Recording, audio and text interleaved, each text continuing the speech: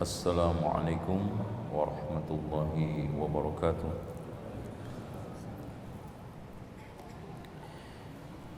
Innal hamdalillah nahmaduhu wa nasta'inuhu wa nastaghfiruhu wa nastahdiih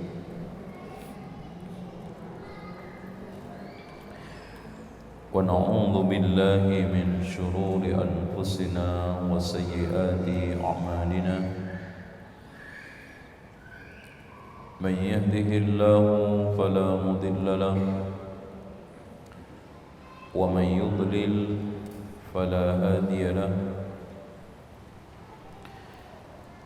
أشهد أن لا إله إلا الله وحده لا شريك له وأن محمدا عبده ورسوله اللهم صل وسلم على محمد وعلى آل محمد كما صليت على إبراهيم وعلى آل إبراهيم إنك حميد مجيد. Hadirin sekalian, jamaah kajian Masjid Petrokimia, semoga saya berharap kajian ini tidak menjadi obat tidur sehingga ngantuk semua. Karena ini waktu sangat enak untuk tidur. Suasananya adem, tekelnya juga adem. Udah begitu suasana hujan. Tema yang diangkat oleh panitia penyelenggara cukup menarik, karena media sekarang sudah hampir seperti berhala. Buktinya kalau Bapak Ibu sekalian tanya ke orang awam, seringan mana Anda menghadap Allah dengan menghadap televisi? Jawabannya yakin akan menjawab, waktu yang saya habiskan untuk menghadap TV lebih lama daripada menghadap Allah.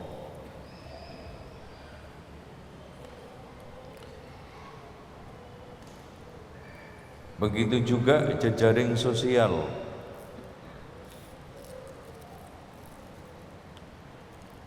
Kita melihat banyak orang yang tersibukkan berkomunikasi dengan dunia maya daripada dunia nyata.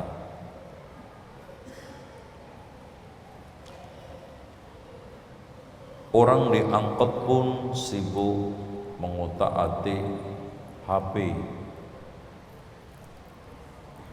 Sambil belanja pun yang dilihat HP.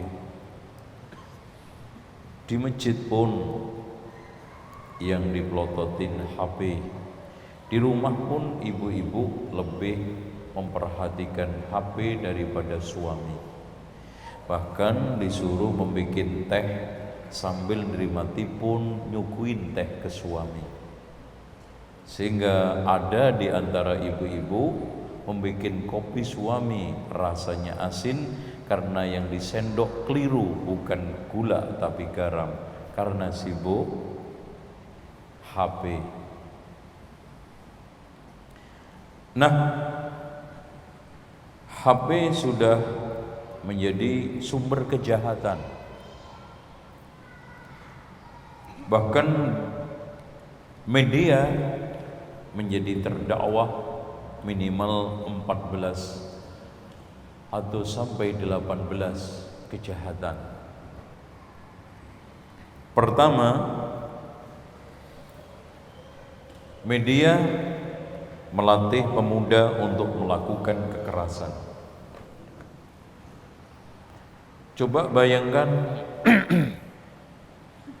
dengan mudah anak-anak kita mengakses lewat YouTube berbagai macam acara kekerasan dari mulai Smackdown dan acara-acara kekerasan lain yang sudah dianggap normal dan biasa.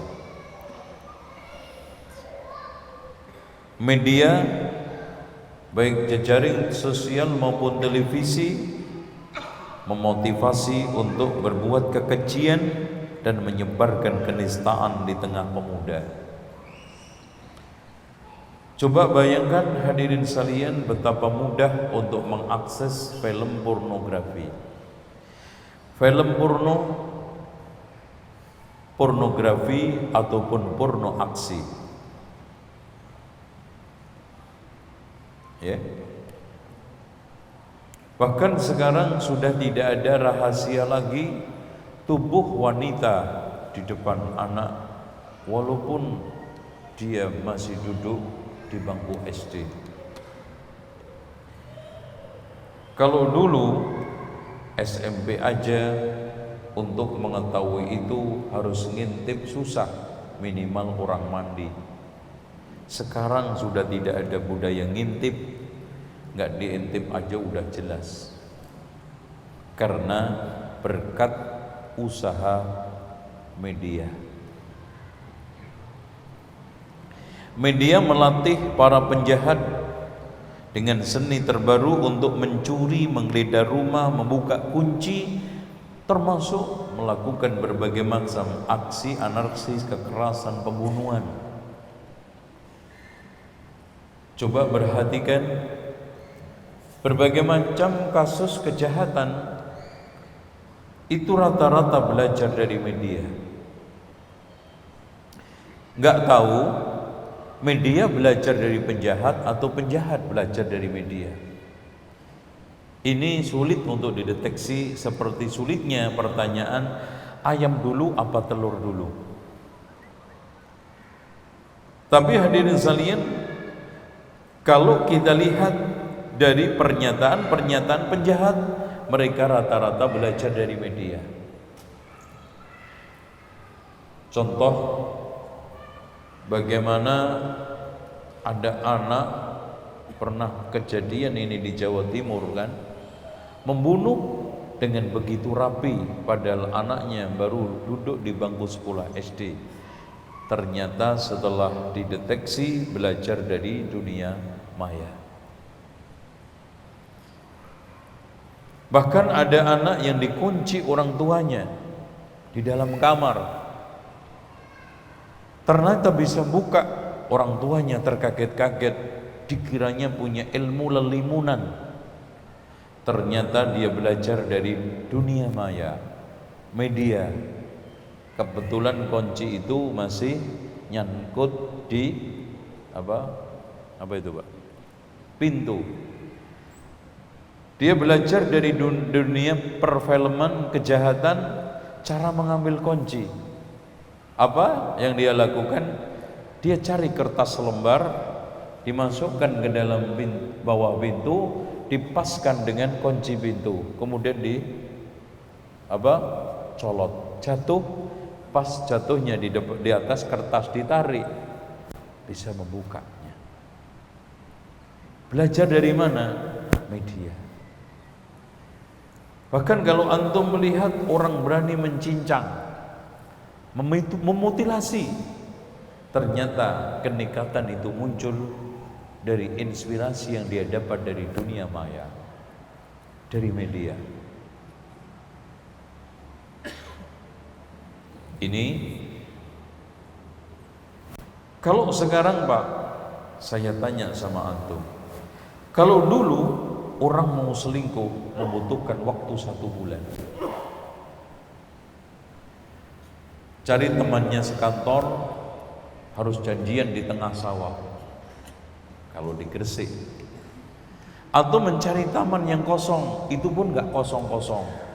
Akhirnya hari ini nggak jadi, besoknya nggak jadi, sampai deal setelah 1 bulan. Sekarang untuk selingkuh membutuhkan waktu jam.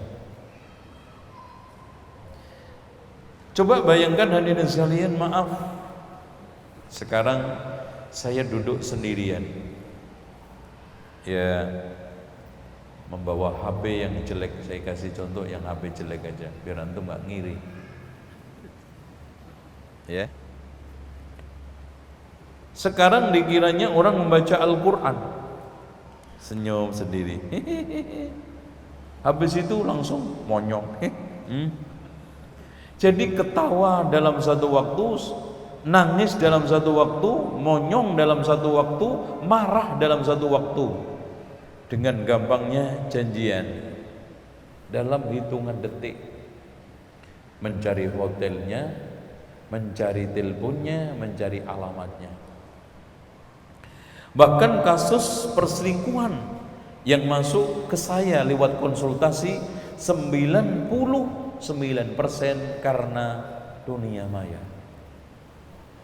Gak ada yang karena ketemu di pemancingan gitu. Apalagi main layang-layangnya jatuh di rumahnya, wah terus tertarik. Gak ada, itu zaman dulu, zaman Siti Nurbaya, pacaran pakai layang-layang dulu kan, pengen supaya ini menarik mangsanya, pura-pura main layang-layangnya dikasih surat, nanti pura-pura dijatuhin depan rumah. Itu butuh waktu lama, kadang-kadang nggak tepat, malah belok ke rumah janda, itu kan gitu, ribet. Sekarang hitungan detik, subhanallah. Yang lebih hebat lagi Pak, sekarang orang dengan mudah mengirimkan jati dirinya, kepribadiannya, bahkan isi ruangannya dalam satu kali kirim. Bahkan kalau mau lagi, HP ini bisa mengirimkan dari mulai dia tidur, bangun tidur sampai tidur lagi. HP. Berapa banyak istri disuruh suaminya sambil ngelihat HP, Bu, tolong dong ke pasar. Iya Mas. Iyanya itu bukan melihat muka suami, lihat muka HP. Tanyain sama ibu-ibu, ibu-ibu lebih seringan mana, ngelihat muka HP apa muka suami?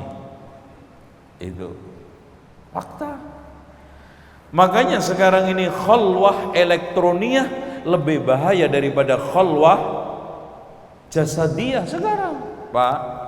Orang sekarang berduaan di taman gampang ketahuan orang, berduaan di depan rumah dimanapun ada rasa malu. Sekarang berduaan sama orang dimanapun lewat elektronik, nggak ada yang curiga, bahkan mengiranya orang itu sedang SMS nasihat baca Al-Quran.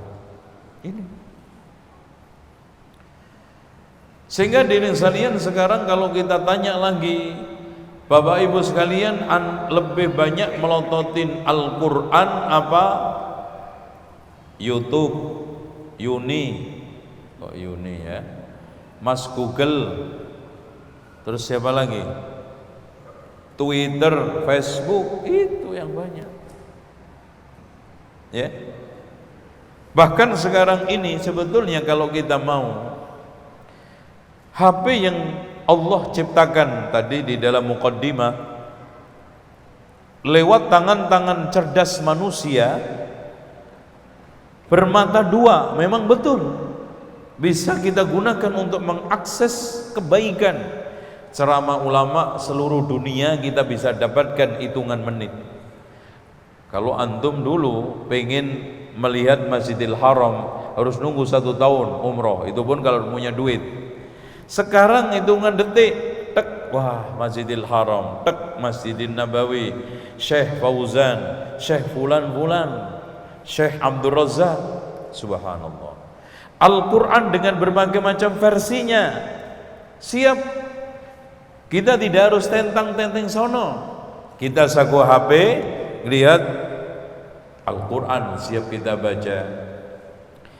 Idza waqa'atil waqi'atu laysa liwaqa'atiha kadhibah khafidatur rafi'atun idza rujjatil ardu rajja. Itu kan detik. Kita tutup, dia tutup. Tapi juga maaf, di sini seluruh virus bahaya ada. Virus akidah ada, virus manhaj ada, virus akhlak tempatnya. Dan bahkan Pak, untuk menggalang kekuatan, bahkan termasuk melengsarkan presiden, membuat kekacauan, termasuk juga sekarang yang terjadi di Timur Tengah dengan satu alat ini. Bahaya. Apalagi dicampur lagi ada ajian jaran goyang plus jaran Jepang. Wah, ini ada foto nih. Saya tertarik sama perempuan ini. Oh, gampang. Ini ajian Semar Mesem dioplos sama idqala Yusufu li abihi, kena. Itu. Apalagi ada fotonya. Itu. Ini. Ya. Dengan demikian terdakwah utama adalah media. Yang keempat, media baik televisi, jejaring sosial, terdakwa memotivasi kaum wanita untuk durhaka kepada suaminya sehingga menyebabkan terjadinya banyak perceraian dan keratakan rumah tangga. Fakta. Ya. Kita temukan wanita dengan mudah durhaka dengan suaminya, menentang suaminya, pecah rumah tangganya. Karena apa?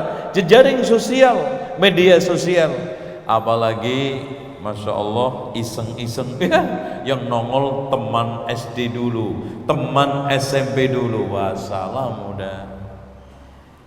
Saat itu sedang kondisi disharmonika, ketemu teman SMP, udah setan berkepala syahwat nongol.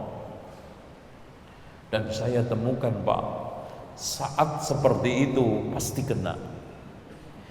Saat disharmonika, kurang begitu hangat hubungan suami istri, lewat jejaring sosial, ketemu teman SMP-nya, SMA-nya, wassalam.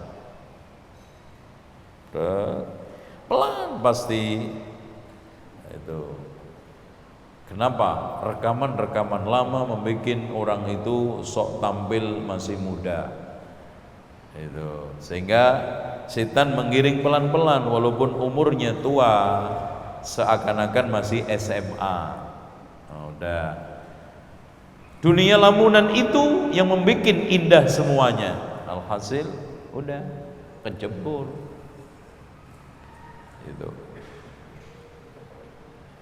Sebelum saya datang ke sini, ada konsultasi ke saya sama. Suaminya sekarang lupa daratan, berarti kejebur lautan kan? Kenapa? Ketemu teman SMA-nya dari Facebook. Allahu Akbar. Itu. Makanya hati-hati. Makanya kalau saya sarankan bapak-bapak megangin istri pakai HP yang ini Pak. Ini aja. Pertama ini kartunya 2. Maaf saya punya HP banyak karena saya bisnismen. Oh kaya nih, keren banget. Ya ini ada 2 kartu, 1 kartu untuk bisnis, 1 kartu untuk sekolah. Ini khusus untuk dunia maya. Nah, ini untuk iklan, untuk ini. Jadi ada faedah. Kalau antum nggak bisnis jangan mahal-mahal. Ini aja. Ini 350. Kalau ini 500 bekasnya. Ya. Nah, ini nikmat kok. Pertama nggak ada foto-fotoan. Nah, ini enak. Yang penting kalau ditelepon kenceng suruh pulang langsung. Nah, itu. Ya.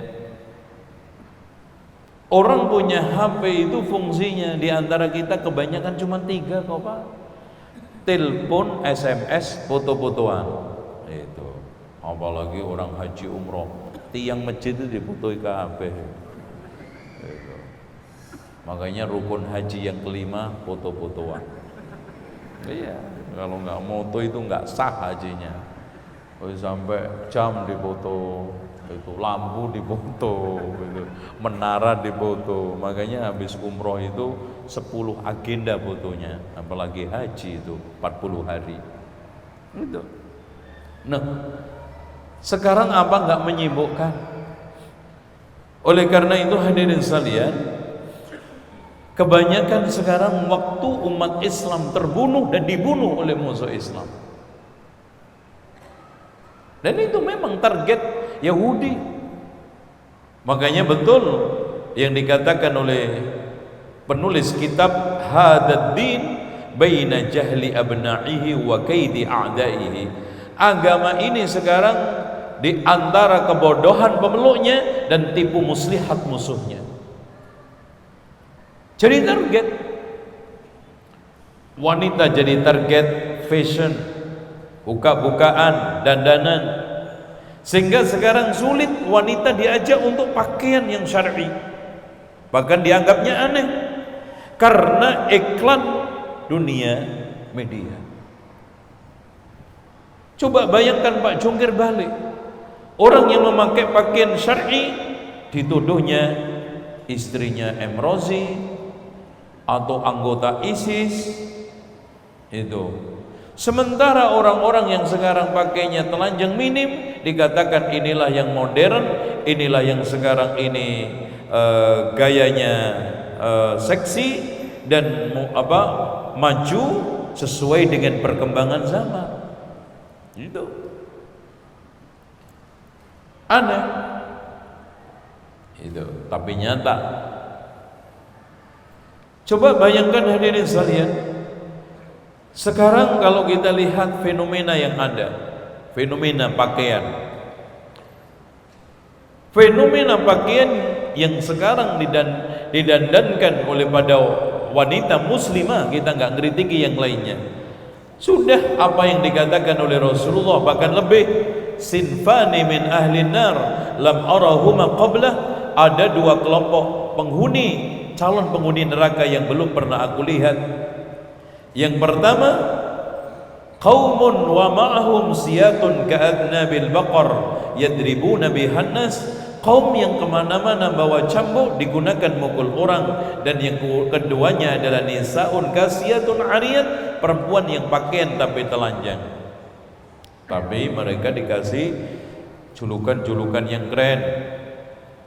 Contoh aja, orang yang sanggup dandanan yang paling memfitnah dikasih titel miswak.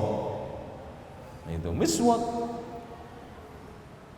Ya, apakah mereka sekarang pakai pakaian syar'i miswak? Enggak laku.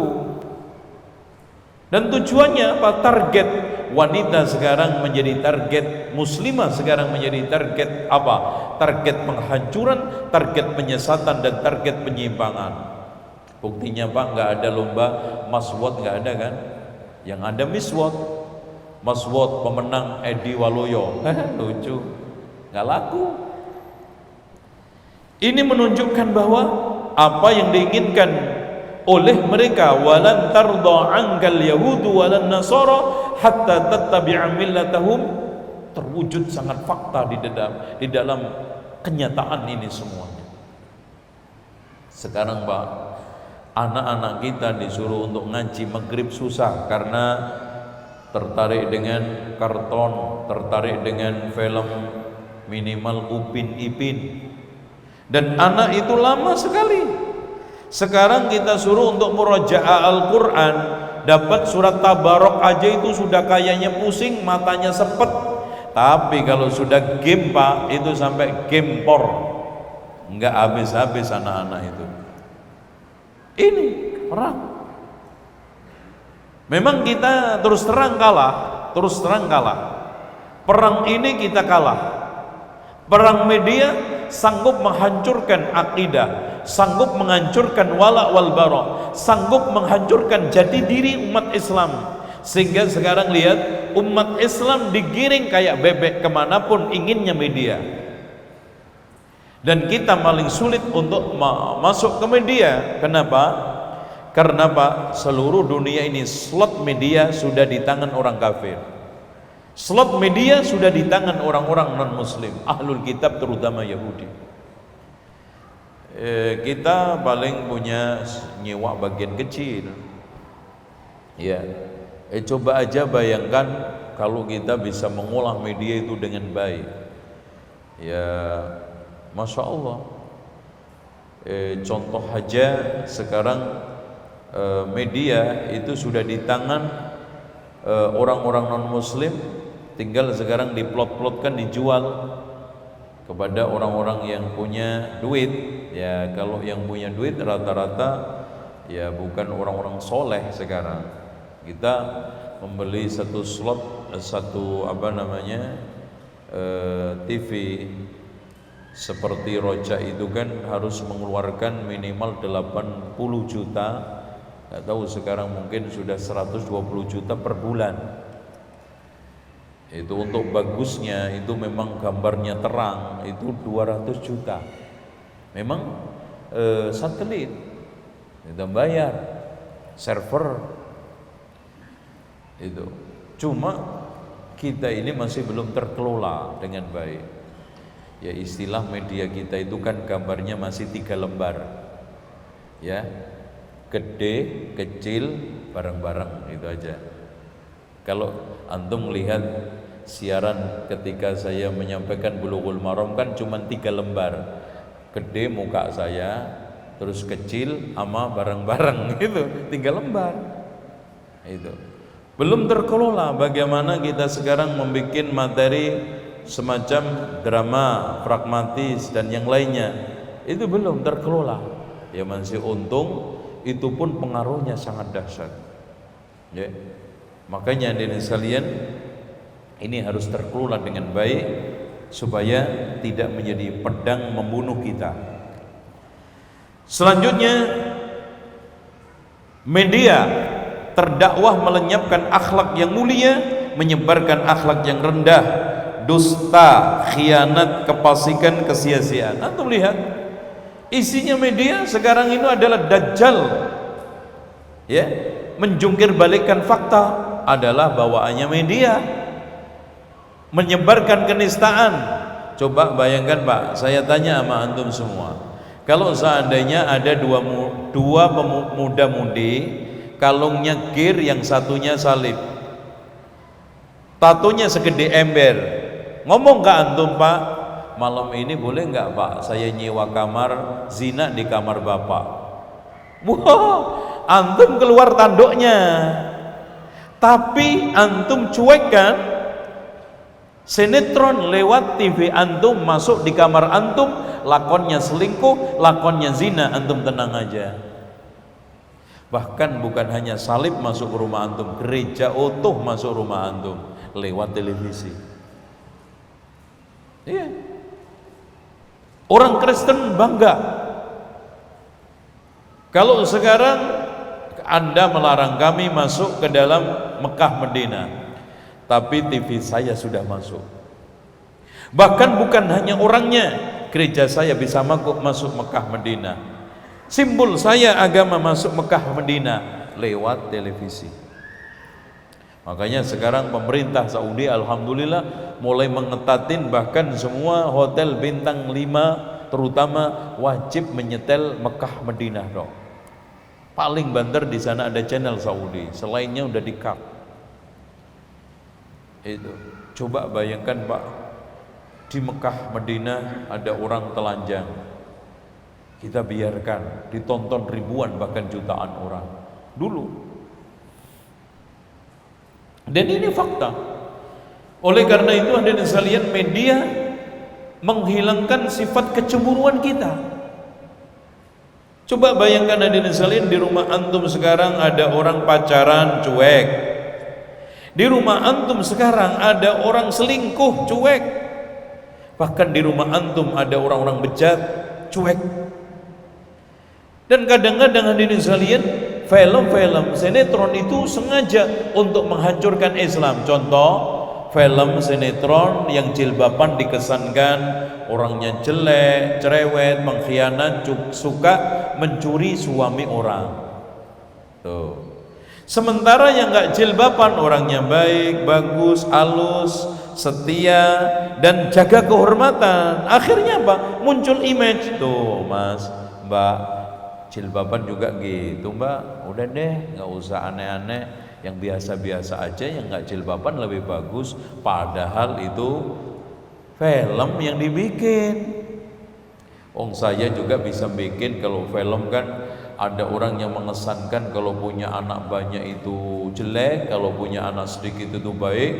Yang punya anak 2 itu yang satunya jadi dokter, yang satunya jadi pengusaha dan bawaannya hidupnya tentram. Yang satunya lagi keluarga yang anaknya 8, yang pertamanya anaknya jadi penjahat, yang kedua lontang-lantung nganggur, yang ketiga suka main catur, suka kalambol, paling banter mancing, kalau bosen godain janda, yang kelima yang sekarang sekolah nyari kerjaan gak dapat. Saya bisa balik kok, bikin aja film, anak 12 semuanya punya perusahaan, film kok itu. Wah, mobilnya anak pertama 5, 1 Alphard, kemudian Rolls Royce. Film kan tinggal pinjem aja kan, nanti nyewa, habis main film dibalikin, yang penting kan keren di film. Udah, anak yang kedua jadi bupati, anak yang ketiga hafal Al-Quran, Masya Allah, jadi imam masjid di Mekah, yang penting gak di Masjidil Haram kan gitu. Udah saya bikin gitu. Terus kemudian Masya Allah, anaknya 15 ini doa 10 berdoa dikabulkan oleh Allah, itu kan kita bikinin aja. Apalagi kalau hari raya ngasih sarung 15, ngasih kopiah 15, maknya kudung 15, jubahnya 15, mantep. Habis Idul Fitri buka toko busana, loh bagus. Film. Dengan demikian inilah yang terjadi. Coba bayangkan Pak, ada film yang jelas-jelas merilis orang supaya rusak, berkhianat, diajari. Coba bayangkan Pak, ketika Bapak melihat film Dragon, bagaimana orang membunuh ratusan orang dengan tenang, bahkan kadang-kadang senyum manis. Apa ini gak mengajarin kekerasan?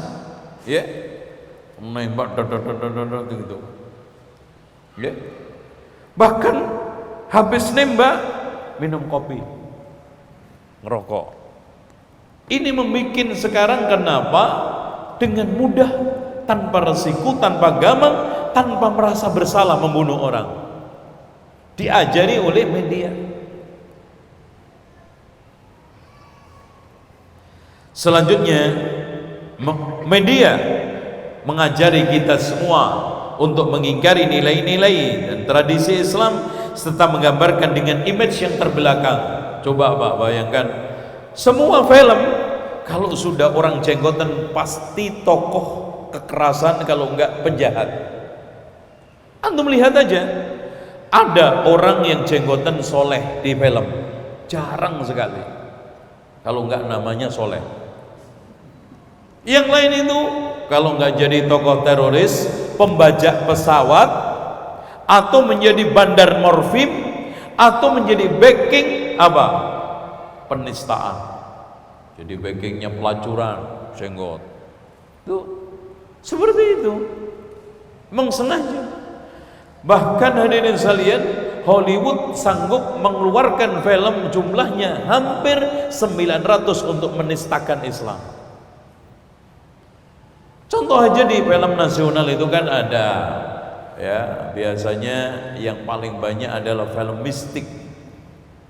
Itu sudah di sana di Indonesia kita tanpa terasa dibawa untuk menghidupkan tradisi-tradisi syirik. Yang lebih parah, maaf Pak, ada pendekar perang yang satunya jubahnya putih Islam, baca ayat kursi, kena ajian ternyata tumbang muntah. Oh, berarti ayat kursinya udah nggak mempan nih. Itu orang kan kesimpulannya kan ayat itu udah nggak mempan Mas, malah kalah dengan ajian Brojo Sewu. Itu kan gitu. Kadang-kadang sudah puasa Senin Kemis rajin berzikir, bahkan sebelum tengkar itu pakai ayat kursi, ternyata jatuh tumbang muntah darah. Kan Quran udah nggak laku. Itu image. Bahkan ada orang yang disosokkan ustaz, tetapi Masya Allah kencing sambil berdiri. Pernah nggak Pak, Bapak melihat film dulu tahun 70-an judulnya Wanabut? Ya, Wanabut, ada yang kenal? Itu lakonnya orang Arab jamaah. Kalau mau ngaji kebelet kencing, itu tinggal berdiri begini. Subhanallah. Itu Pak, sarungnya diangkat, terus kencing di comberan itu, habis itu ngaji. Coba bayangkan image-nya, guru ngaji jorok begitu. Itu judulnya Wanabut. Itu. Yang lebih parah lagi hadirin sekalian, antum lihat film-film karton yang bawa unta sama jubahan itu Arab yang lurik-lurik, itu selalu membawa peran negatif. Antum lihat aja itu. Belum lagi hadirin sekalian, istilah-istilah yang diangkat di film selalu menggunakan kalimat-kalimat yang kadang-kadang menafikan takdir Allah, mengingkari adanya Allah, menistakan Islam, kalau tidak norma-norma dilanggar. Itu. Coba bayangkan hadirin sekalian, ada film dikesankan orang tuanya itu dimarah-marahi anaknya diem, kadang-kadang ditunjuk-tunjuk anaknya diem. Itu banyak mewarnai film-film sinetron yang pendek-pendek. Itu orang tuanya itu kayak buruh Pak. Ini bapak ibunya ditunjuk-tunjuk anaknya. Itu film ya. Walaupun dia perannya ini bukan, tapi kan kesan, oh ternyata zaman sekarang ini nggak usahlah kita itu terlalu takut-takut kualat sama orang tua, nggak usah kita itu terlalu terikat dengan doktrin-doktrin orang tua. Kita juga punya kebebasan, orang tua juga bisa kita lawan. Ini apa? Nilai yang ditanamkan adalah nilai barat. Apa? Anak itu kalau sudah umur 18 sudah tidak punya ikatan dan urusan sama orang tua. Bahkan di negara Eropa anak bisa memenjarakan orang tua. Itu nilai. Sudah. Jadi tradisi-tradisi ketimuran apalagi keislaman sudah hampir hangus, ditelan berbagai macam intrik-intrik media yang merusak dan membawa berbagai macam malapetaka dan bencana. Coba gini Pak, kadang-kadang maaf, orang yang sekarang pakai sarung ya, terus kemudian membawa simbol-simbol Islam itu dikesankan terbelakang, nggak ngerti dunia luar ya. Sementara orang yang berdasi itu terkenal modern, apa saja bisa, dunia luar itu kenal, image diciptakan seperti itu ya. Selanjutnya hadirin sekalian, nomor berikutnya 7, media melalaikan para pelajar dari pelajaran mereka dan menyanyiakan waktu mereka. Pak, maaf, kenapa sekarang ini sekolah sulit untuk mengendalikan anak-anak, bahkan proses belajar mengajar tidak maksimal dan nilai itu fluktuatif dan cenderungnya menurun. Kualitas anak pelajar sekarang ini jauh di bawah tahun 80-an. Kenapa? Karena waktunya sibuk dengan media. Coba sekarang kita tanya, dia duduk di sekolah, berangkat jam 7 kan, masuk oke lah jam setengah 8, nanti zuhur sudah selesai, oke. Habis itu pulang. Di sekolah kadang-kadang gak maksimal, belum lagi gurunya absen, dipotong istirahat, dipotong ini. Kalau kita mau pers-pers, anak masuk kelas dalam satu hari itu tidak ada lebih dari 3 jam, full 3 jam rata-rata ya Pak ya. Sementara tanya, berapa jam Anda setiap hari di depan televisi? Subhanallah. Sekarang bola aja Pak, bola itu satu apa namanya? Satu babak ya? Iya. Itu berapa menit? 45. Masya Allah, fasih semua. Berarti kalau 2 babak berarti berapa? 1,5 jam. Iya, benar nih. Benar nggak Pak? 1,5 jam. Belum lagi adu penalti. Sekarang hampir nyaris bersama istirahatnya, satu kali main bola aja itu 3 jam. 3 jam. Apalagi channel-channel, ya. Dia nonton satu channel itu seperempat kali 10 aja sudah berapa. Habis itu hadirin sekalian, tidak lagi melihat menghadap Allah, melihat Quran. Habis nonton TV, anak-anak muda itu Pak, naik motor aja lihat SMS. Lihat. Turun motor, naik motor, sedang naik motor, lihat itu. Kalau yang nyetir itu bisa ngelihat, itu kayaknya juga buka ini HP. Sehingga banyak mengganggu. Sehingga juga banyak kecelakaan. Karena apa? Terganggu, kadang buka telepon, nerima telepon, bahkan Facebookan, bahkan Twitteran, minimal SMS. Sehingga anak-anak kita, kaum muslimin, lebih banyak mati di jalan raya daripada di jalan Allah. Bener nggak Pak kira-kira itu? Benar. Banyak mati di jalan raya daripada di jalan Allah. Ini berkat sumbangsi dunia maya, dunia media. Dengan demikian, hadirin sekalian yang dirahmati oleh Allah, pelajar sekarang ini kalau antum lihat di sekolah manapun, cenderung nilainya itu sangat pasif. Bahkan kesemangatan belajar, motivasi belajar itu rendah. Ya, antum survei aja Pak di sekolah-sekolah. Rata-rata anak belajar kita itu targetnya yang penting lulus. Itu pun kalau nggak lulus, gurunya diancam. Nah, diancam. Pak, Bapak mau ngelulusin kalau enggak saya sembelih. Dicegat di tengah jalan. Dicegat. Diancam. Sehingga sekarang ini ada istilah mau belajar nggak mau belajar dijamin lulus. Nah itu. Udah. Dengan demikian semakin terpuruk. Udah begitu maaf Pak,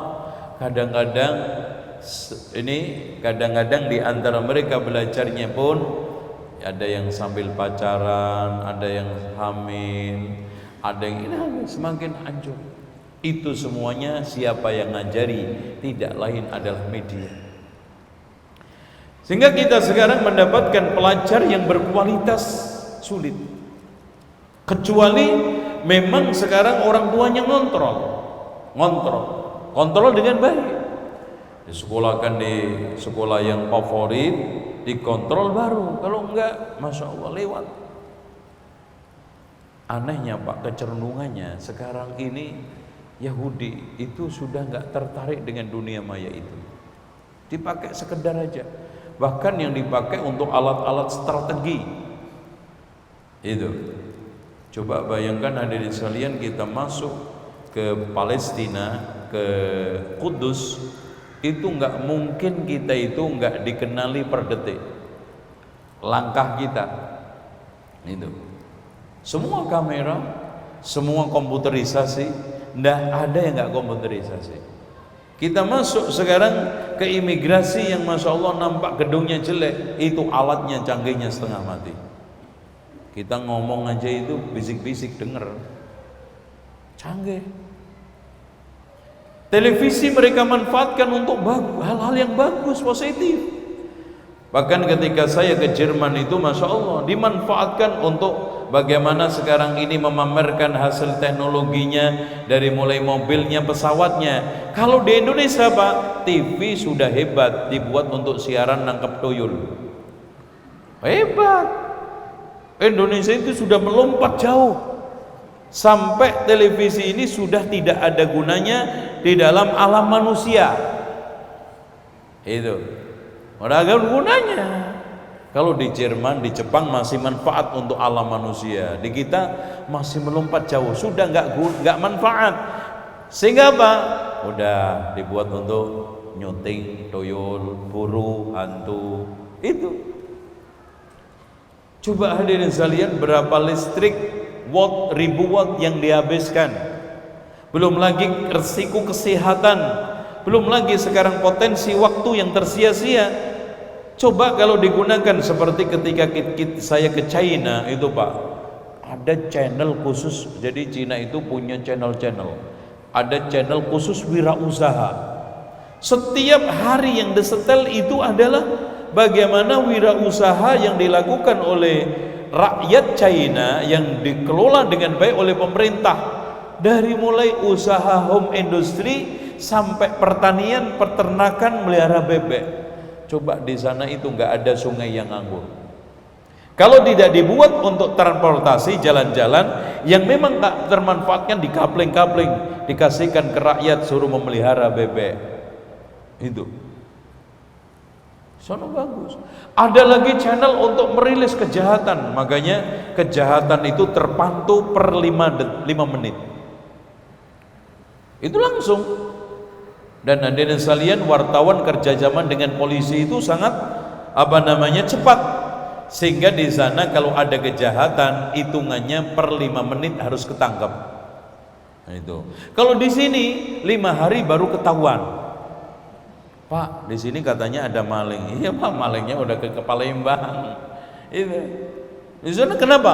Karena semuanya CCTV dan polisi itu rata-rata ditempatkan. Contoh aja di Jerman, itu letak polisi selalu 5 menit untuk menjangkau tempat. Nutup. Kalau seandainya ada kejahatan umpamanya di daerah Sedayu, itu polisi terdekat jaraknya cuma 5 menit. 5 menit. Jadi selalu ketangkep. Dimanfaatkan di sini. Nah, dari kita, aduh, televisi kalau nggak jogetan, hura-hura. Ya kalau seandainya ada Indonesia memilih bakat yang nggak bener, apalagi Indonesia Idol, Indonesia jebol, bukan idol.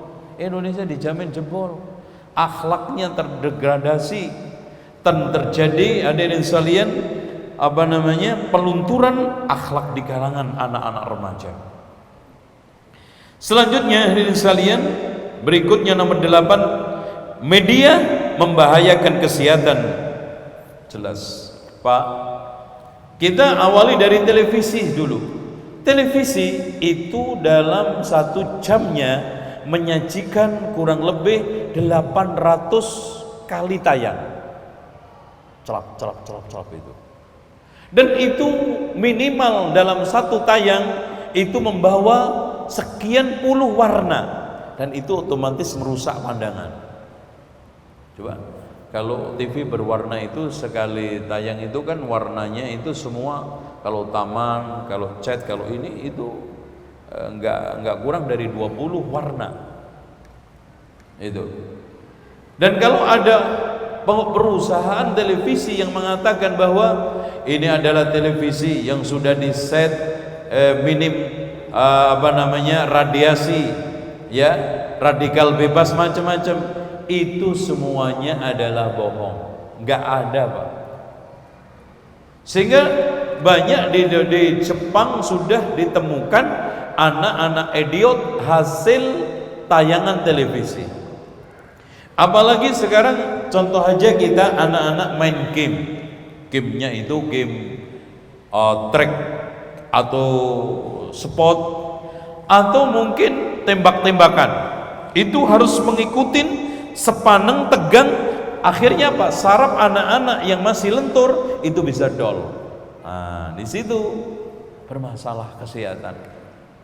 Belum lagi duduk antum ini bisa menimbulkan psikolosis, bisa menimbulkan dampak osteoporosis, bisa menimbulkan minimal antum kalau duduk seperti ini aja dengan kondisi tetap 1 jam 2 jam itu pasti akan menimbulkan berbagai macam dampak penyakit tulang.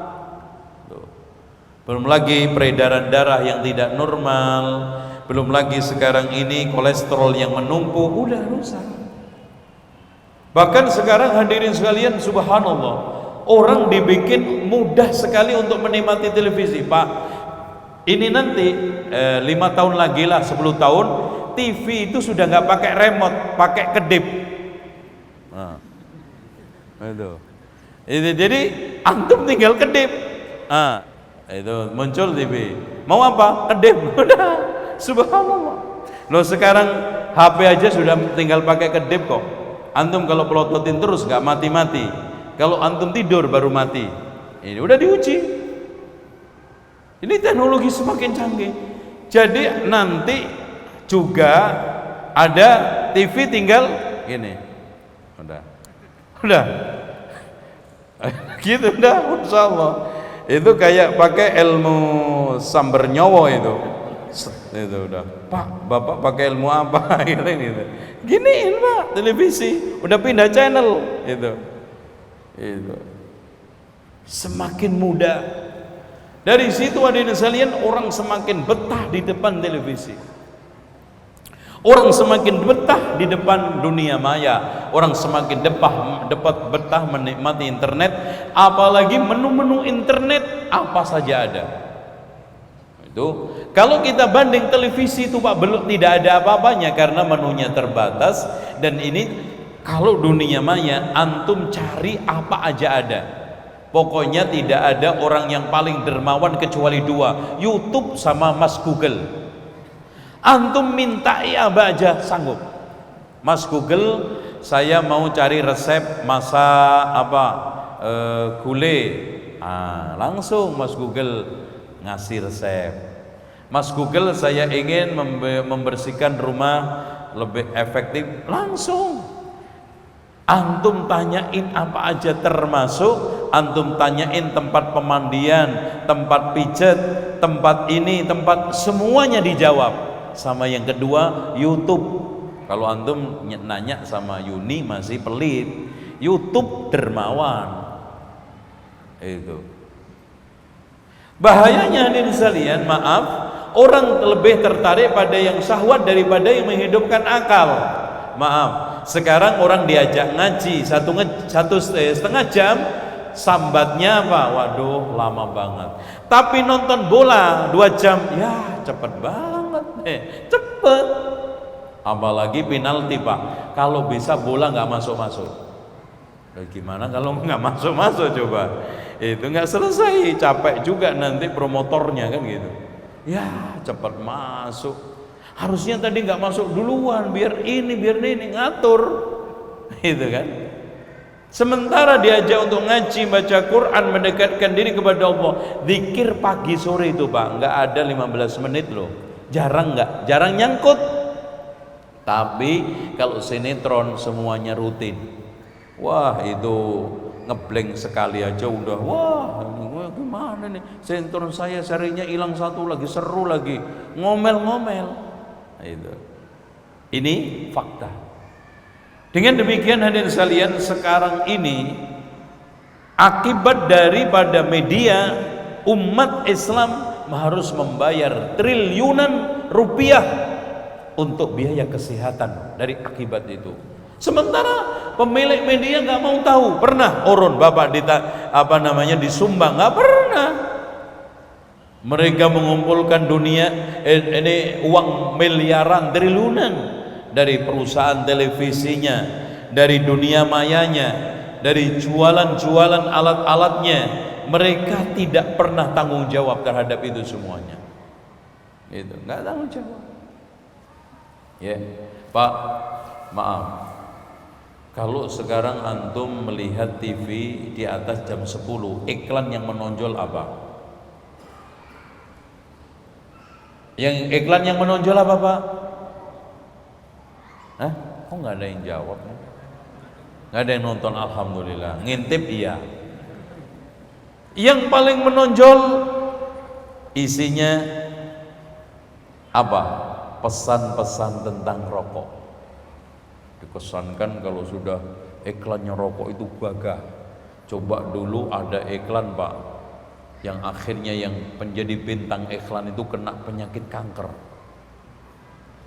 Yang itu pernyataan singkat tapi padat saya turunkan di kitab saya, wahai perokok, inilah surgamu. Itu parunya bosok. Dia rela untuk dibedah, dipoto untuk peringatan orang-orang setelahnya. Di bintang iklan itu dia sedang kejar-kejaran macan sama burung apa? Ayo, macan sama burung apa? Elang. Coba duluan mana yang nyampe? Mas, duluan mana? Burung elang sama macan sama perokok. Duluan orangnya, gitu kan. Orangnya udah nyantai, burung elangnya baru datang. Serut, macannya ya lo kalah lo. Sama perokok kalah lo. Itu elang aja kalah, Pak. Hebat perokok itu, larinya kenceng.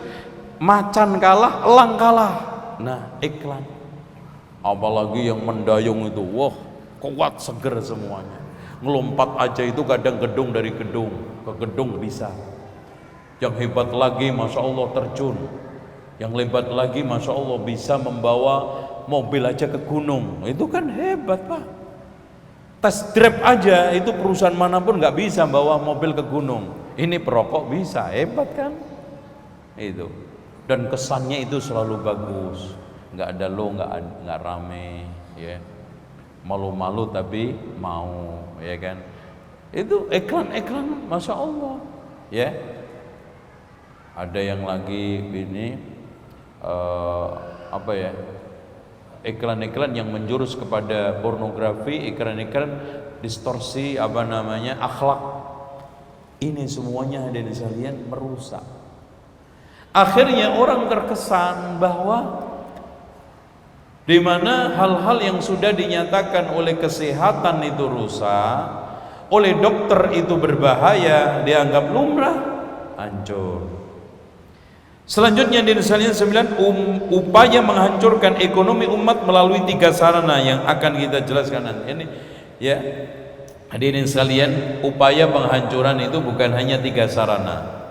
Umat ini dihancurkan lewat 5 sarana. Masya Allah, Pak.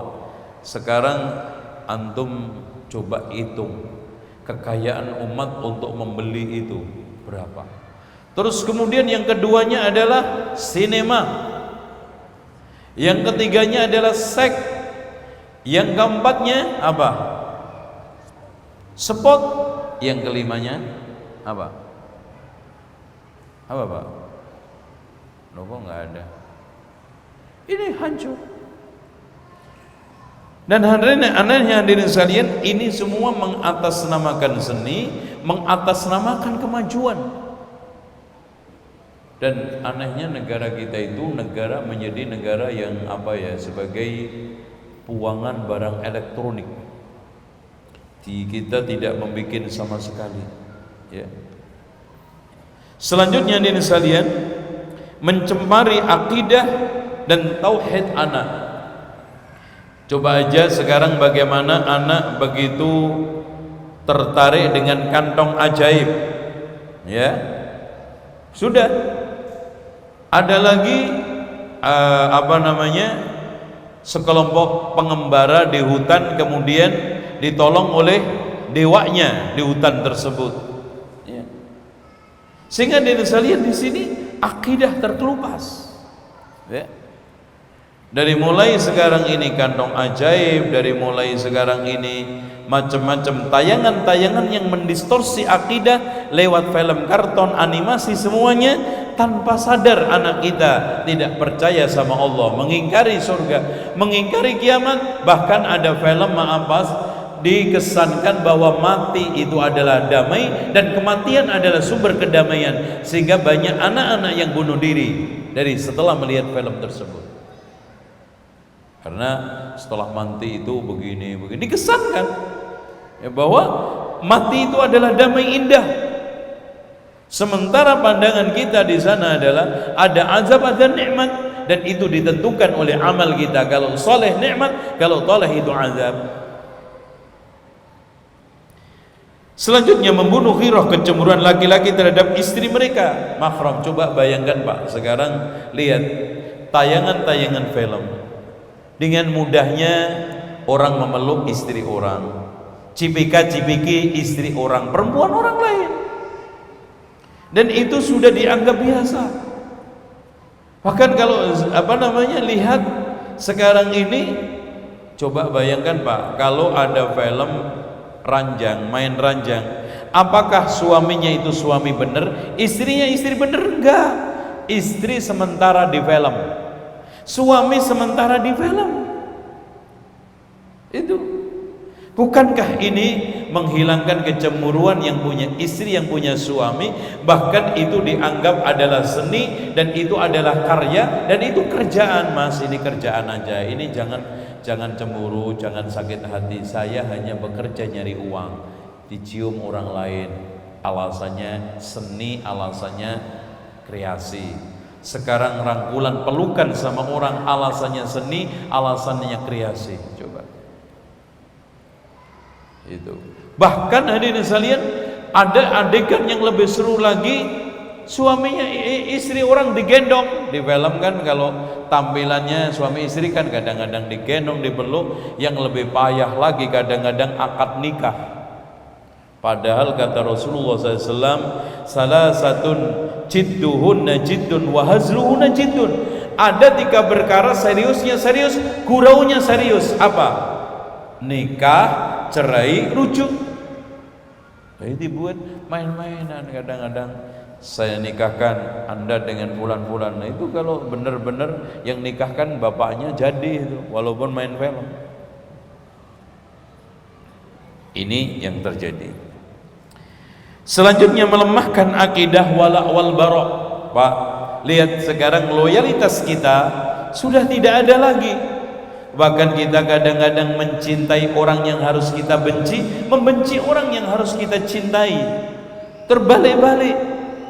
Contoh aja, maaf, ada film yang dianggap itu adalah film Islami. Jilbabannya Masya Allah bagus, anaknya lembut, sopan, ternyata agamanya Buddha.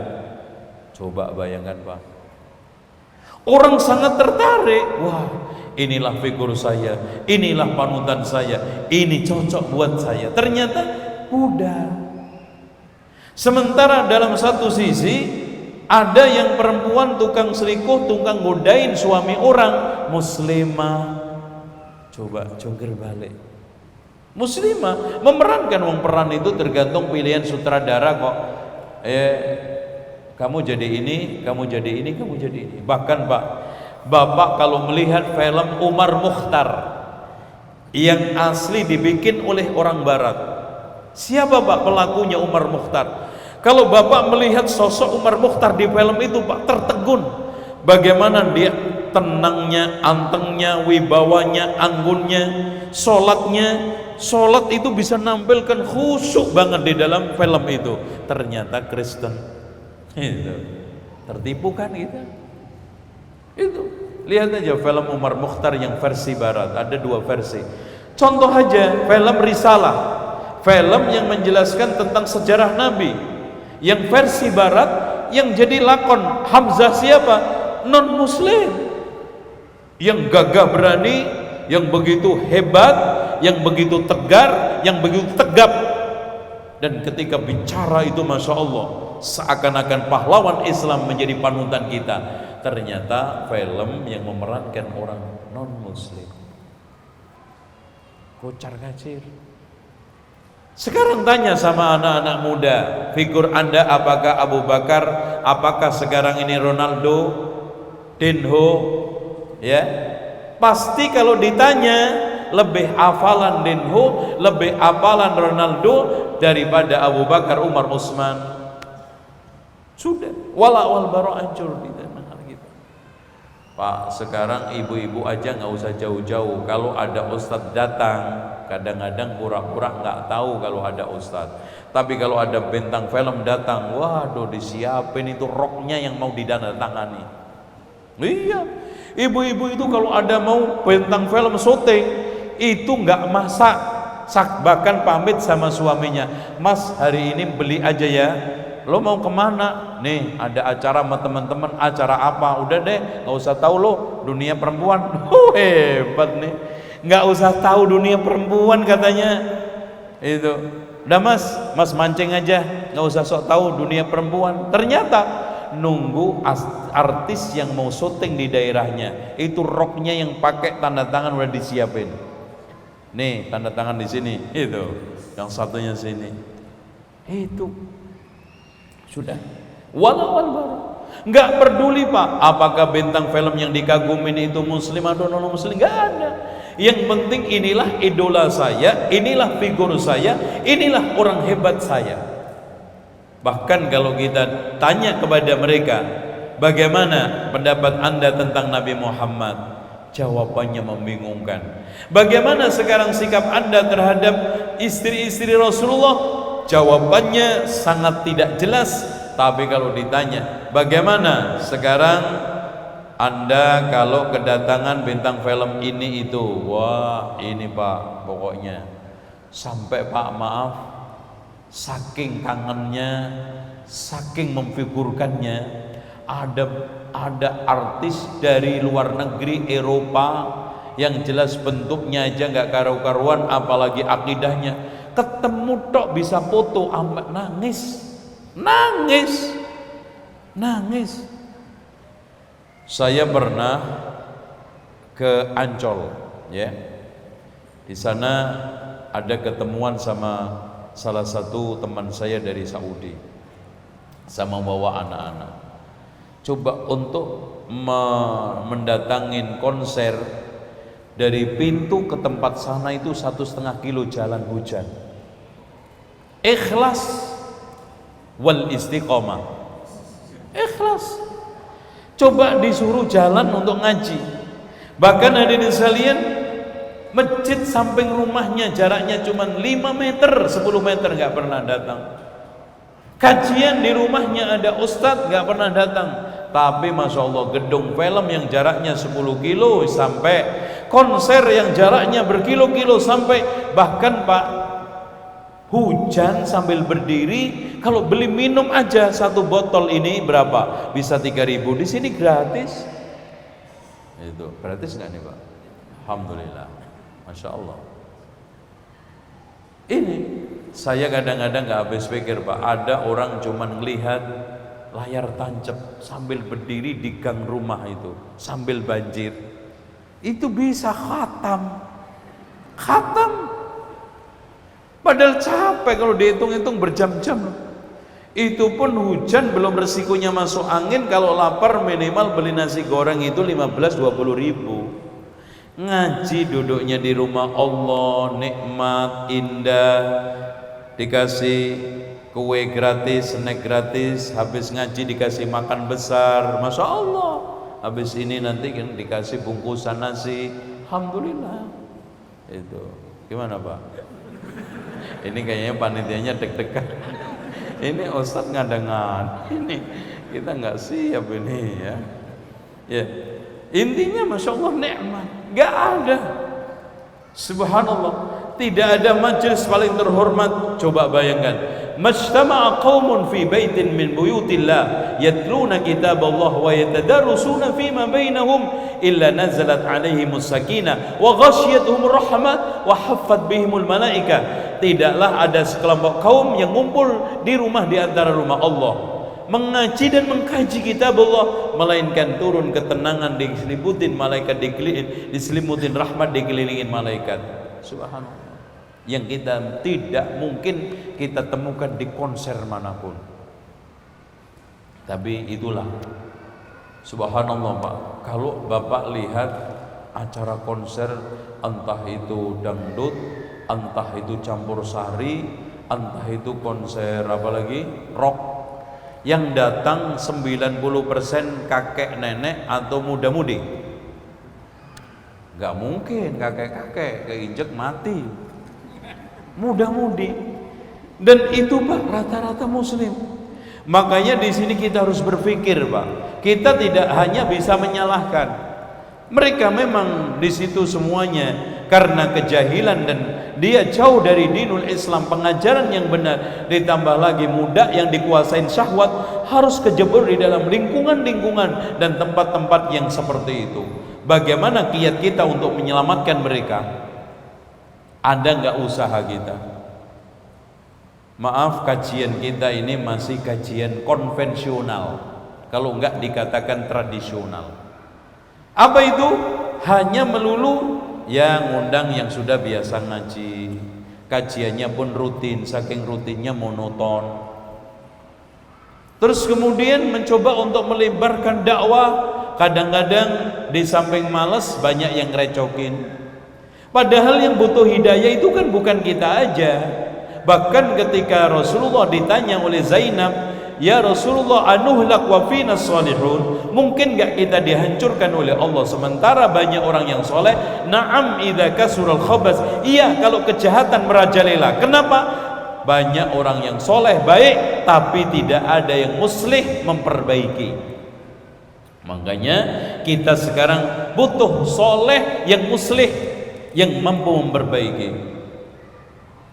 Ini sehingga tertata. Sekarang maaf, kira-kira pernah nggak kita berpikir untuk masuk ke dunia remaja? Ya nggak harus konser, ya. Banyak jalan menuju Roma, Pak, tanpa irama. Ya, untuk mendekati anak-anak muda, contoh camping, rekreasi, kemah, kita ajak nginep di pantai. Nah, kalau mati biar gampang, gitu ya, dibuang ke lautan, gitu. Enggak, kita kasih kajian ringan, kita kasih acara-acara yang bagus, masya Allah. Jangan sekarang ini prinsip dakwah kata di dalam apa? Dalam kaos kaki. Ya, kalau tempurung masih lumayan, ada kata dalam kaos kaki, ya. Gerak-gerak nakutin, ya kata dilihat. Apa? Kita masih sibuk dengan hal-hal yang kecil, sibuk dengan hal-hal yang padahal, Pak, maaf, saya ingin sampaikan hasil investigasi yang akurat. Bahagia itu, Pak, sejak tahun 2000 melakukan rekrutmen anak-anak muda kita disekolahkan S1, S2, S3. Pak, S1 tahu nggak uang saku tok? Uang sakunya, Pak, 2,5 juta tahun 2000. 2,5 juta. Kita sekarang nyekolahin anak uang saku 250 aja. Ya, kadang kena, kadang enggak, kadang keluar, kadang enggak. Akhir tahun jawabannya, "Afwan Mas, nggak lanjut." Gitu kan, gitu. Afwan. Itu. Karena kita ini ya kurang istiqomah. Di samping itu kalau ngeluarin dana untuk kebaikan itu berat, sehingga laku kebangsaan, yayasan Islam, radio Islam, media Islam, termasuk pondok pesantren, ya dana karena kekurangan dana. Tuh.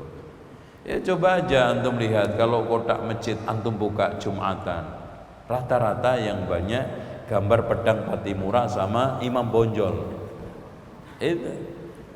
Itu yang banyak. Coba sekarang hadirin sekalian,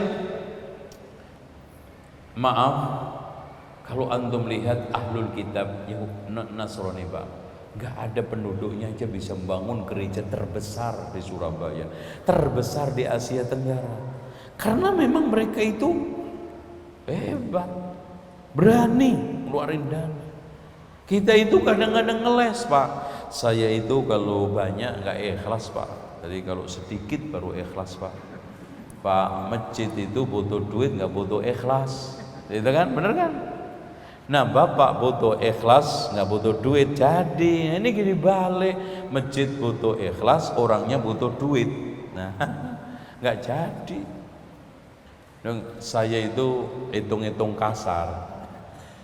Jawa Timur, Surabaya, Gresik, Sidoarjo, itu kalau dikumpulkan ikhwan ini hampir ada 5.000.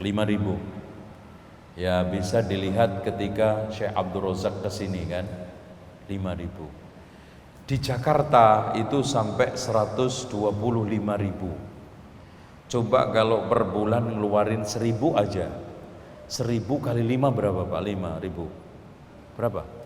Itu bisa ngitung nggak, Pak? Berapa? 5 juta, subhanallah. Per bulan, nggak usah jauh-jauh aja. Per bulan, saya tanya di sini semua. Ada yang keberatan ngeluarin duit sebulan 1.000? Angkat tangan yang keberatan. Kalau nggak angkat kaki, pulang.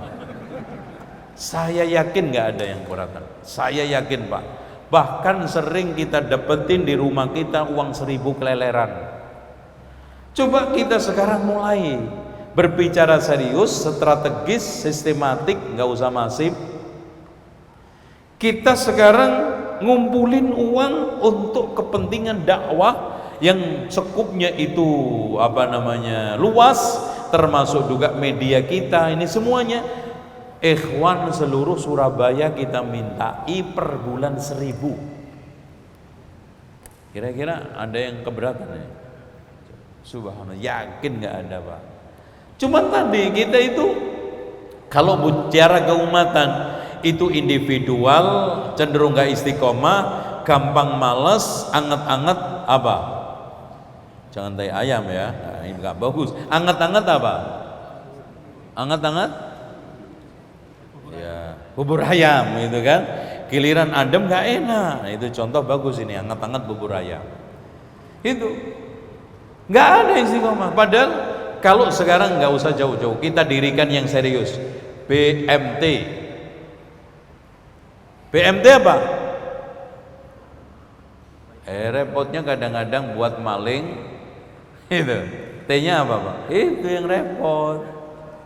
BMT apapun namanya, menghimpun dana ikhwan yang sudah punya rekening biar nggak nyusahin ini pelakunya, masuk narik sono sini. Sudah kita kumpulkan deh biar nggak sulit-sulit, per bulan 5 bulan sekali, dari rekeningnya potong 5.000 masuk tuh. Atau kalau enak-enaknya sih 6 bulan sekali. 6 bulan sekali 6.000.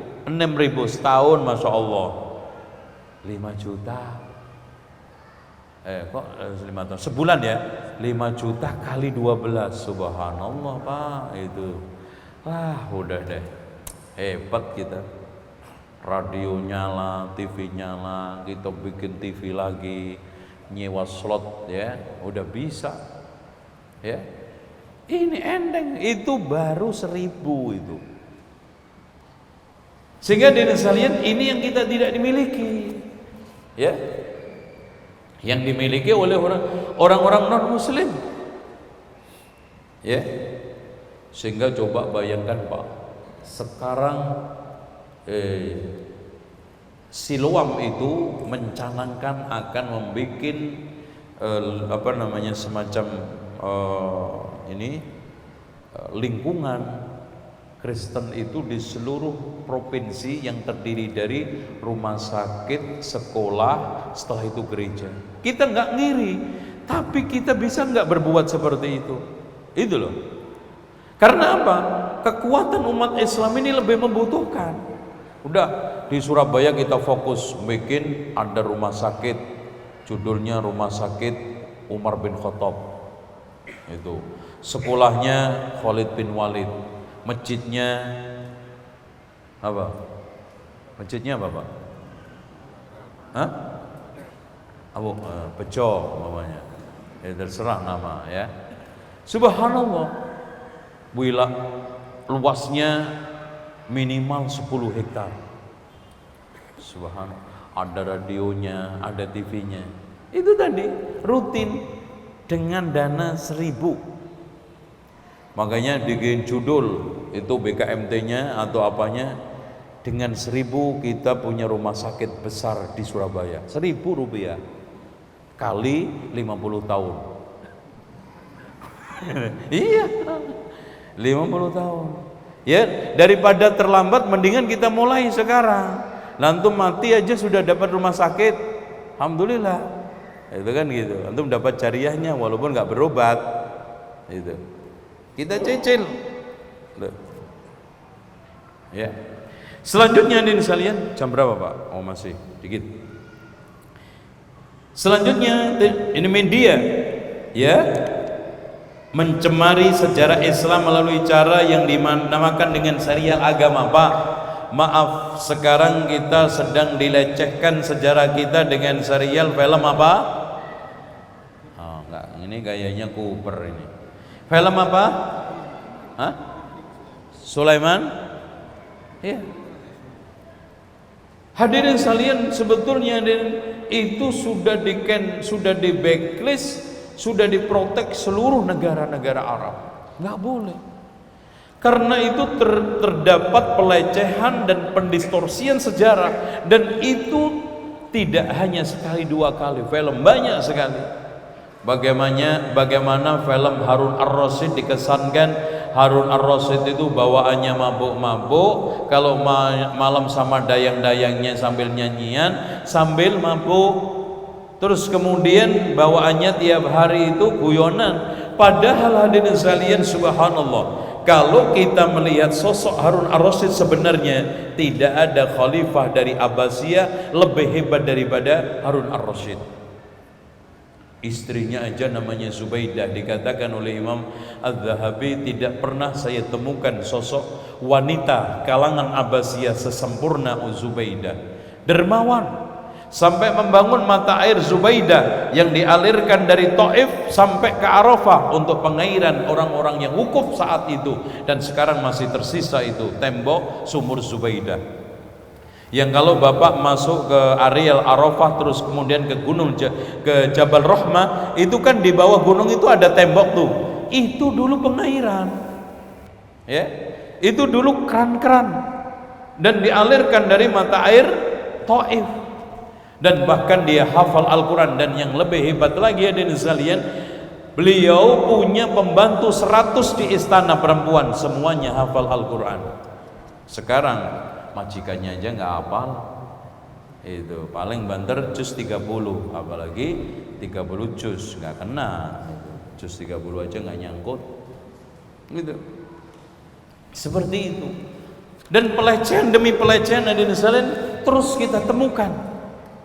Makanya sosok-sosok muslim yang menjadi figur itu telah dirusak lewat film, dengan atas nama serial agama, film religi, macam-macam. Sementara di situ kalau kita lihat secara lembut, halus, tokoh-tokoh figur kita dirusak ya. Dan ini antum lihat aja di film yang dibikin Hollywood, dibikin Bollywood, dibikin di nasional dan yang lainnya. Nah, inilah hadirin sekalian yang harus kita waspadai. Nomor 14 kedua, termasuk juga kedua orang tua tidak lagi memperhatikan putra-putri mereka dan kemaslahatan mereka karena mereka sibuk dengan acara televisi dan juga dunia maya. Coba bayangkan Pak, maaf, kadang-kadang di rumah sebagian muslim itu TV-nya setiap kamar ada. Kenapa? Karena masing-masing anggota keluarga punya kecondongan sendiri-sendiri. Jagonya bola aja beda, sehingga anaknya 5 punya TV semua. Belum suami istri, apalagi sekarang pertandingan bola lawan suami istri. Suaminya jago Malaysia, istrinya Indonesia, mantep itu. Itu, oh, yang istrinya hidup Indonesia, hidup Indonesia, pasti menang, menangis gitu. Itu sampai maaf ada yang harus cerai karena lawan bola, lawan pertandingan gak cocok. Ada akibat televisi itu terjadi. Dengan demikian hadirin sekalian, kedurhakaan kepada kedua orang tua dilatih oleh televisi. Orang tua tidak memperhatikan suluk, akhlak, perilaku anak diajarin oleh televisi. Bahkan akidahnya anak rusak, orang tuanya cuek, dibiarkan di depan televisi. Maaf juga, dikatakan oleh sebagian ulama ahli pendidikan, suatu kesalahan fatal membiarkan anak-anak usia remaja, SMP, SMA memegang HP tanpa kontrol. Sekarang yang menjadi pertanyaan, anak SMP, SMA yang nggak megang TV, nggak megang HP mana? Tuh.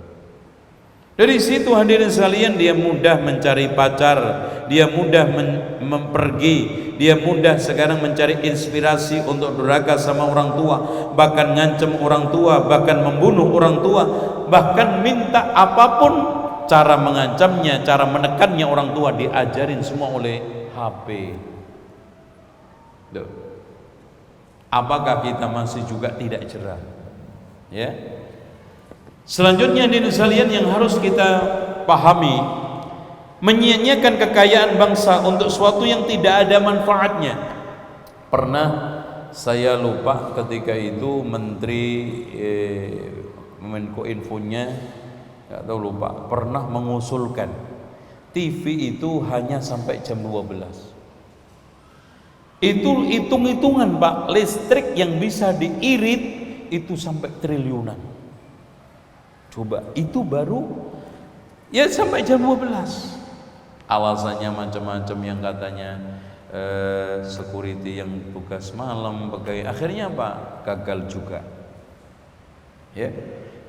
Padahal hadirin sekalian, sekarang kalau kita mencoba untuk membaca pakar-pakar mengomentari tentang negatif televisi dan juga dunia maya, media-media itu, subhanallah nggak ada yang positif.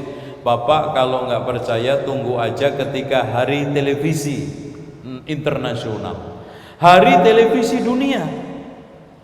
Bahkan Amerika sanggup sepakat satu hari itu tidak menyalakan televisi. Ternyata dana yang bisa diirit untuk listrik berapa miliar dolar Pak? Subhanallah, ratusan miliar.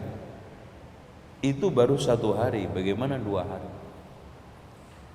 Belum lagi tadi dana kesehatan, belum lagi pengaruh-pengaruh kejahatan, efek-efek domino itu yang langsung. Selanjutnya memotivasi untuk minuman keras, narkoba. Itu jelas. Kalau anak-anak melihat televisi bagaimana orang-orang yang dinyatakan sebagai pendekar dengan nyantainya menenggak khamr, wah hebat. Habis itu perang menang, oh berarti untuk supaya kuat menang minum dulu, oh hebat. Bahkan diantara mereka sebelum menangkap penjahat, rundingan dulu sambil apa? Adu gelas, tuk tuk tuk, serut minum. Udah, setelah itu nyerang, wah menang. Oh berkat khamr 1 gelas. Itu. Padahal itu semuanya adalah pintu narkoba. Ya, bahkan dikatakan oleh Profesor Dr. Dadang Khawari sepakat bahwa pintu utama narkoba adalah rokok sama minuman keras. Karena telah diputuskan oleh MK bahwa rokok adalah mengandung zat adiktif yang sudah tidak bisa dibantah lagi. Udah, pemicu. Selanjutnya propaganda kepada nasionalisme, memporak-porandakan persatuan Islam.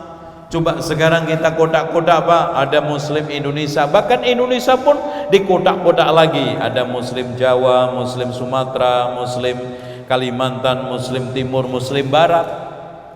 Sehingga makna daripada ukhuwah innamal mu'minuna ikhwatun itu sangat kabur sekarang. Kita sekarang Pak sudah tidak punya perhatian teman kita yang ada di Vietnam, teman kita yang ada di Bangladesh, teman kita yang ada di Kamboja, bahkan yang lebih ngenes lagi, yang dulunya Champa yang sekarang itu menjadi Vietnam. Dulu 97% Muslim, bahkan Sunan Ampel dulu datang dari sana. Sekarang tinggal berapa Pak? 1%. Nasibnya juga antum tidak tahu. Adzan aja nggak boleh, sholat aja dipantau, apalagi ngaji Pak. Sudah nggak ada urusan. Yang penting Indonesia. Bahkan Pak di China itu Pak, orang boleh ngaji Quran aja Pak dibolehkan setelah umur 60. Ini saya bukan ngomong kosong, karena saya datang ke sana, saya mencoba, saya itu kalau datang kemanapun menggali apapun yang penting, termasuk ngaji Quran aja nggak boleh setelah umur 60. Itu karena takut macam-macam. Kalau sudah umur 60 kan nanti tembakannya gampang. Nah, ini udah kakek-kakek, larinya juga nggak kenceng. Tapi kalau sebelumnya takut macam-macam. Itu disinilah hadirin sekalian, apakah sekarang kita punya perhatian nasib teman kita yang di Suriah, nasib teman kita di Palestina, dan mereka-mereka yang sekarang di negara tempat-tempat minoritas? Gak ada, karena nasionalisme sudah dibangun antar negara, negara pun dipecah lagi antar daerah. Sudah. Siapa yang bikin itu semua? Media. Siapa yang bikin itu semua? Berita media. Siapa yang bikin itu semua? Image muncul, yaitu televisi. Yang terakhir, yang ke-18, maaf. Menyebabkan kaum muslimin malas untuk ibadah. Betul, Pak. Coba bayangkan kalau nonton TV selesainya jam 1, dijamin itu, Pak. Subuhnya lewat. Minimal nanti kerjanya sudah enggak. Pak, maaf Pak, ini anehnya disepakati dan ditolerir. Kalau lagi pertandingan dunia, Piala Dunia, Pak, kira-kira Bapak antum hitung orang yang benar-benar serius kerja berapa, Pak? Hampir nyaris. Anehnya pertandingan bola itu disetel di kantor, ditonton bersama tanpa merasa salah. Padahal dia sekarang nonton nggak nonton digaji kan? Dan siapa yang gaji? Negara. Nonton di kantor setel bola. Yang lucu kadang-kadang kalau Bapak tahu lagi di imigrasi Saudi itu, karena Saudi juga kecanduan bolanya, subhanallah, nauzubillah, Pak. Sambil ngurusin kita check in itu nonton bola di HP. HP-nya diletakin di pojok begitu. Ini sambil ngelirik. Sudah. Nggak maksimal. Apalagi kalau sudah menjelang semifinal, final, hampir nyaris semua kantor libur secara sembunyi-sembunyi. Libur secara implisit. Walaupun de facto nggak libur, sebetulnya dia sudah nggak masuk kerja. Kalau seandainya masuk cuman badannya, pikirannya sudah masuk ke lapangan bola. Kira-kira kerja ngetik maksimal nggak? Enggak, Pak. Anehnya juga, subhanallah, kalau sudah pertandingan bola, ustadz pun temanya bola, dosen pun ngajarnya ngeritikin bola. Bahkan naudzubillah, ustadz kiai tiba-tiba menjadi pengamat bola. Subhanallah. Tuh. Yang terakhir, menumbangkan bahasa Arab dan menyebarkan bahasa Amiyah. Antum lihat channel-channel bahasa Arab itu semuanya bahasanya sudah Amiyah.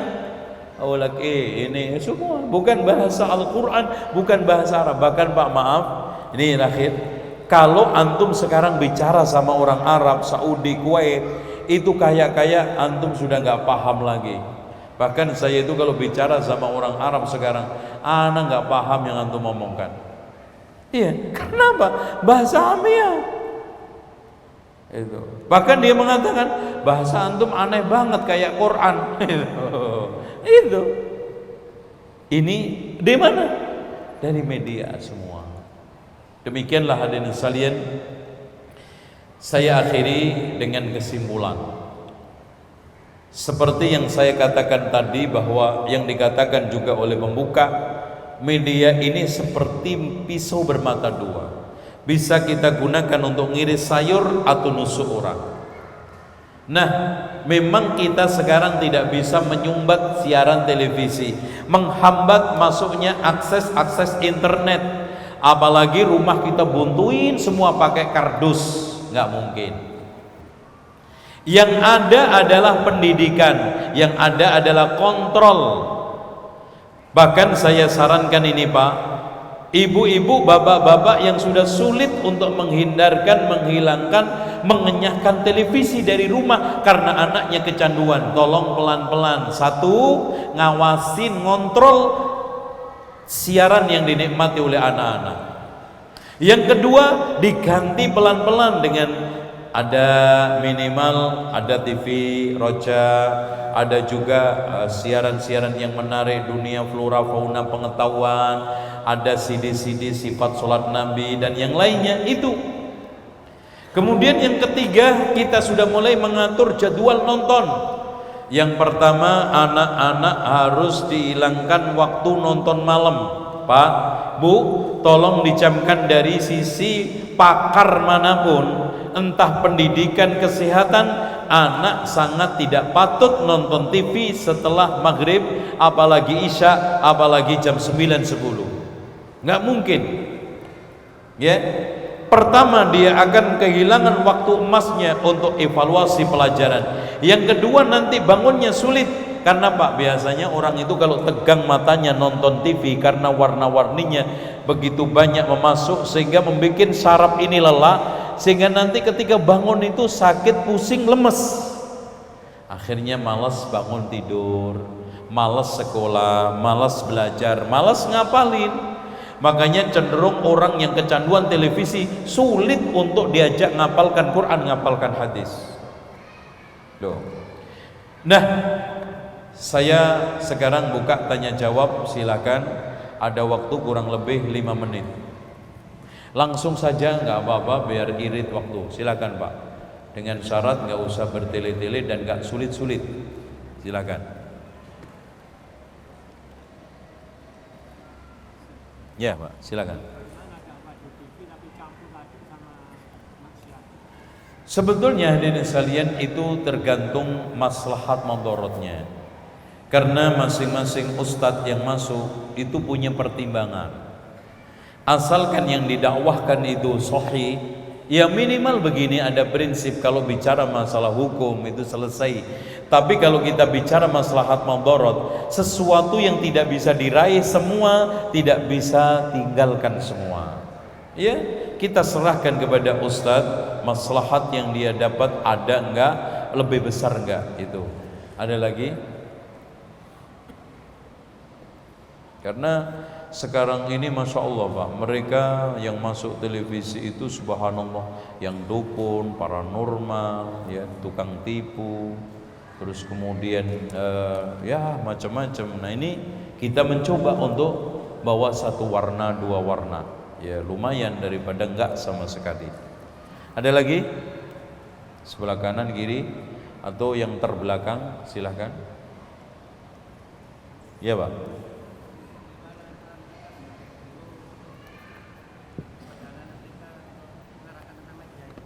Apa? Untuk untuk menjelaskan kepada anak tentang media. Pak, sebetulnya guru itu memiliki peran cukup besar. Karena banyak anak-anak yang tidak dengar orang tua, tapi kalau sudah diberitahu oleh gurunya dengar. Nah, sekarang bagaimana untuk mengarahkan? Langkah yang pertama adalah sosialisasi bahaya. Itu sering kita adakan semacam stadium general, penjelasan tentang dampak-dampak terus, ya, pengaruh ini dunia atau digital di dalam apa kesehatan dalam apa, terus kita angkat. Lalu yang keduanya kita harus kasih media pengganti. Contoh aja dari sekalian, kenapa kita di pesantren saya dibolehkan anak-anak untuk membawa laptop. Walaupun di tahun-tahun pertama kita kewalahan, tapi alhamdulillah di tahun ketiga keempat kita sudah menemukan bentuknya dan kita bisa kontrol. Dan ternyata itu ampuh, ya, melupakan jauh. Anak itu penasaran terhadap dunia namanya yang jelek. Sambil kita bolehkan, kita arahkan. Ini loh yang kamu harus buka, ini loh yang harus kamu ini akses. Bahkan kita kasih lomba-lomba untuk menarik. Ada lomba desain grafis, ada lomba membuat contoh aja kemarin kita bikin lomba merubah cat gedung IHBS Ibnu Hajar. Itu lumayan. Kreasi anak-anak untuk membuat warna ini, warna itu. Terus dengan cara seperti itu, ketertarikan anak ke dunia maya, ke media ini pada hal yang positif, meninggalkan yang negatif. Yaitu itu. Dan memang yang paling perlu kita waspadai adalah pornografi. Itu yang ketat. Caranya kita beri sanksi yang jelas, tegas. Siapa yang ketahuan, itu kita sambil ada alat kontrol, ya. Jadi di pusat IT kita ada kontrol, ya, ada kontrol. Bahkan juga kita letakkan CCTV di seluruh pojok-pojok pondok kita. Dari situ insya Allah ada anak yang macam-macam ketahuan. Mau jam 1, mau jam 2 malam selalu ketahuan, karena CCTV-nya langsung kita salurkan, ya, sebagian ke kantor, sebagian ke security. Jadi security itu 24 jam gak usah keliling pesantren lihat CCTV. Itu. Ini caranya untuk menangani itu. Dan mungkin pondok yang kita pasang CCTV sampai dapurnya mungkin baru IHBS, ya. Tapi semua pondok harus. nggak peduli mau pondok jelek mau buat bagus untuk kontrol pendidikan. Coba bayangkan kalau antum harus keliling jam 2 jam 3 belum tentu rutin, tapi kalau antum lalai tinggal buka nih jam 3 ada apa anak-anak ini gitu. Itu dan kita kasih sanksi jelas. Yang coba main-main saya kasih sebelumnya peringatan, siapa yang nutup kamera pakai katok keluar. Ya kadang-kadang ada anak usil kameranya ditutupin katok pak gitu kan, pakai kopiah di tali. Siapa yang melakukan itu ketahuan keluar, betul. Siapa yang ini diskorsing sekian, tegas, pokoknya tegas. Nggak peduli omongan orang tua, nggak peduli komentar orang, yang penting kita sudah dasarnya musyawarah, aturan itu benar, kita sepakati jalan, itu caranya. Ada lagi? Satu? Ya. Oke. Bagaimana komunikasi Rojak TV, Insan TV kepada saluran TV Islami namun dengan akidah yang kurang sesuai dengan sunnah, karena saluran yang kurang sesuai sunnah tersebut bisa jadi semakin menjerumuskan. Ya sebetulnya begini, sekarang memang ada positif ada negatifnya. Ada TV-TV yang sudah diklasifikasi dan dikapling TV sunnah, ternyata memang masih banyak hal-hal yang harus kita luruskan ya. Apalagi ada nyanyian yang sudah bagus ya, dan itu perlu kita perbanyak nyanyian itu ya. Rojak TV Wahabi, Ihsan TV Wahabi itu untuk klasifikasi kaplingan udah cukup bagus ya. Antum perbanyak aja karena orang langsung oh ini yang sunnah. Nah caranya sekarang memang komunikasi antar lembaga bukan individual. Nah penyakitnya kadang-kadang betul apa yang dikatakan Rasul, qad ya'isha syaitanu ayya'badahumul musalluna walakinna tahrish bainahum. Setan itu sudah putus asa membuat kalian menyembah mereka, tapi untuk ngadu enggak putus asa, tahrish. Nah memang kita itu tidak dikoyak oleh setan lewat manhaj sama akidah, tapi dikoyak lewat persatuan akidah ya. Jadi ini yang terus menjadi PR kita itu gampang pecah, sulit komunikasi, kadang-kadang egois, ini yang repot ya. Makanya tolong diperhatikan, waktu kurang 10 menit, terakhir ini berarti. Bagaimana hukum memasang foto diri wajah di media sosial? Nah ini terakhir nih Pak, Bu, tolong jangan sekali-kali gampang, bahkan jangan sama sekali update status dengan foto. Apalagi ibu-ibu, maaf sedang umroh naik bus update status, di bus update status, turun bus update status, naik hotel update status, masuk toilet update status, makan update status. Subhanallah ini. Yang anehnya kadang-kadang dipajang dengan gambar, dengan foto, dengan wajah yang gampang dinikmati orang. Pertama itu fitnah, yang kedua bisa saja loh Pak dihipnotis. Ana dulu kalau masih seperti itu gampang. Pokoknya ngehipnotis orang pakai wajah itu paling gampang. Modal dengan idqala Yusufu nggak napas 7 kali aja udah kena. Terus di akhir li sajidin 70 kali diulang nggak napas, li sajidin. Nah oleh karena itu saya sarankan kalau bikin status bunga ya, pohon gitu boleh ya, pokoknya jangan orang, apalagi wajah. Yang lucu kadang-kadang sudah Masya Allah jilbabnya gede, di update statusnya mesraan sama suaminya. Ini kan bukan untuk orang banyak, ini kan itu kan untuk kalangan sendiri gitu loh. Terus yang lebih parah lagi Pak, subhanallah ya, pernah ya ibu-ibu karena ketemu teman-temannya sudah lama nggak ini, foto-fotoan langsung diupload habis kajian itu. Ini nggak benar. Boleh foto-fotoan asalkan cuman disimpan di HP, nggak dikeluarin, nggak dilihat. Terus diapain? Dihapus. Itu boleh. Ya. Silakan Bapak Ibu sekalian foto-fotoan, jangan dikeluarin, jangan diupload, disimpan, habis itu dia post. Itu yang paling sahih. Iya. Itu pesan saya, karena ini banyak mengandung madharat dan bahaya serta dampak negatif. Yang tadi bisa dimanfaatkan orang yang iseng, ya bisa juga menimbulkan fitnah, bisa saja tadi ketemu teman lama sehingga hancur rumah tangga seseorang. Ini pesan saya.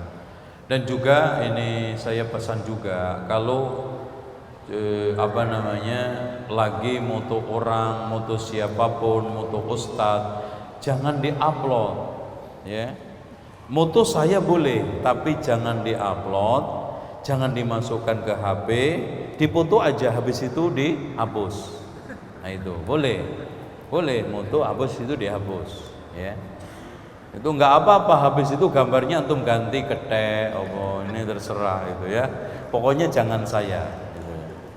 Itu ketek telanjang halal kan, kalau moto orang telanjang kan haram.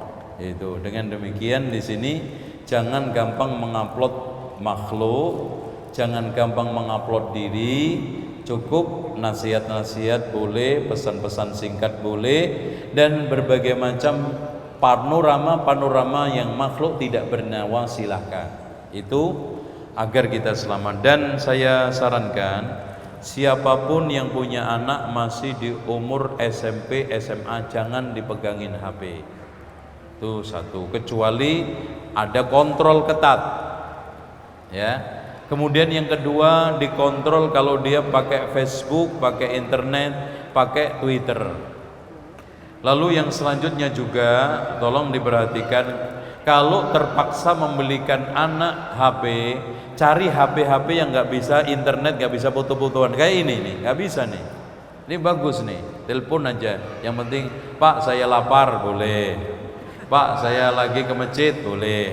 Itu boleh. Tapi kalau sekarang antum kasih HP yang ini bahaya. Ini sekali 1 detik bisa melakukan kejahatan bertahun-tahun. Foto langsung diupload, langsung didesain, langsung di ini, sehingga orang bisa dipalsu, direkayasa. Jadi saya aja bisa difitnah, nanti gandengan sama artis Jupe gitu umpamanya. Bisa pakai HP. Itu umpama itu ya. Itu atau saya lagi show sama Bang Roma umpamanya. Bisa. Nah ini kan kejahatan juga. Maka di sini dihindarkan foto-fotoan.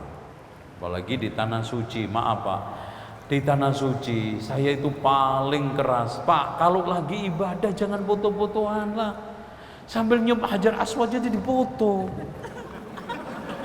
Itu subhanallah itu. Dipoto. Ya itu tadi update status nih Pak, saya udah nyium Hajar Aswad, foto. Itu pas enggak itu. Itu kan sekarang bisa dibalik begini kelihatan. Yang repot sambil lempar jumroh, yang repot gitu kan gitu. Ya motonya repot. Diupdatein semua. Lagi ibadah, sempet-sempetnya foto-fotoan itu loh. Itu. Auzubillah. Makanya ini jangan, kalau sudah di tanah suci, masuk masjid, tawaf, sa'i, tinggalkan ini Allah. Saya menghadap Allah, nggak mungkin Pak konsen, khusyuk nggak mungkin, pasti aja ada penghalangnya. Hati tercurah pada itu, apalagi sambil nyium Hajar Aswad dipoto, jebret, nyium 5 kali, fotonya maksudnya. Demikian karena waktu kita akhiri. Subhanakallah hamdika asyhadu an la ilaha illa anta astaghfiruka wa atubu ilaik. Assalamualaikum warahmatullahi wabarakatuh.